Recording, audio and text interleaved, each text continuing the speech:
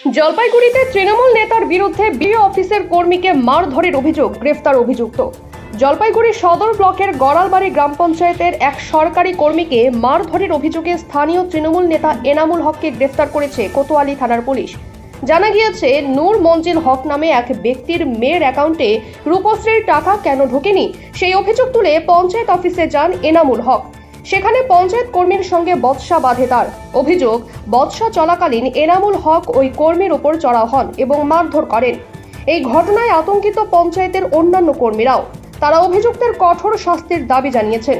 এই ঘটনাকে কেন্দ্র করে স্থানীয় রাজনৈতিক মহলে চাঞ্চল্য ছড়িয়েছে। বিরোধীদের দাবি, শাসক দলের মদতেই এনামুল হক এই ধরনের কাজ করার সাহস পেয়েছেন। পুলিশ সূত্রে খবর, অভিযুক্তের বিরুদ্ধে নির্দিষ্ট ধারায় মামলা রুজু করে তদন্ত শুরু হয়েছে। 2020 সালে 21 সালে রূপশ্রী করোনার সময় একটা রূপশ্রী হয়েছিল। রূপশ্রী আমি দেখছিলাম।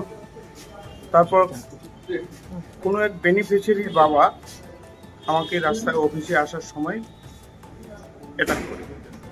তো উনি পাননি করোনার সিজন, তার রিপোর্ট সব আমার বিডিও অফিসে দেওয়া ছিল। এখন দেওয়ার পরেই উনি কিভাবে আমাকে ইস্যু করছে আমি নাকি দিইনি।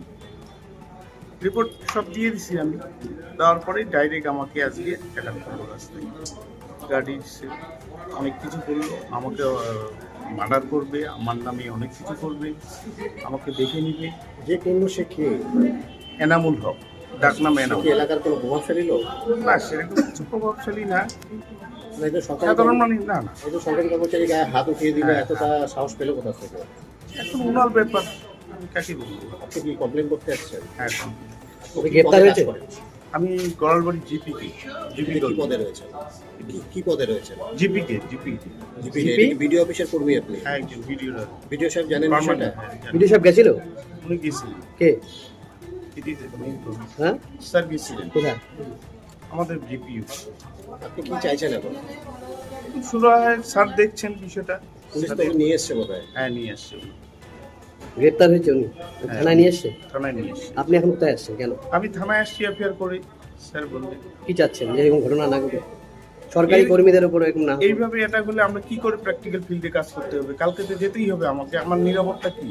মানে একটা আতঙ্কের প্রচন্ড ভাবে আরো আতঙ্কিত। কর্মীরা আতঙ্ক?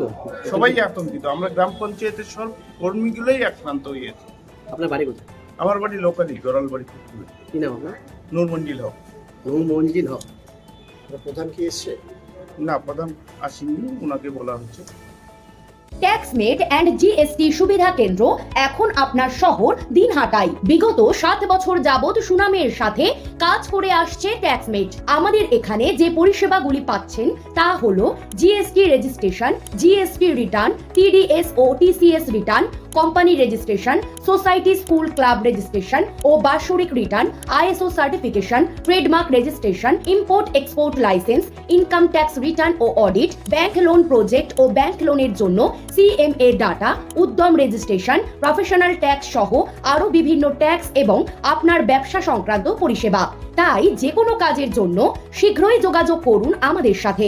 আমাদের ঠিকানা ট্যাক্সমেট দিনহাটা, আস্থা নার্সিং হোমের পাশে, জলের ট্যাঙ্কের বিপরীতে। যোগাযোগ নম্বর 8250435393।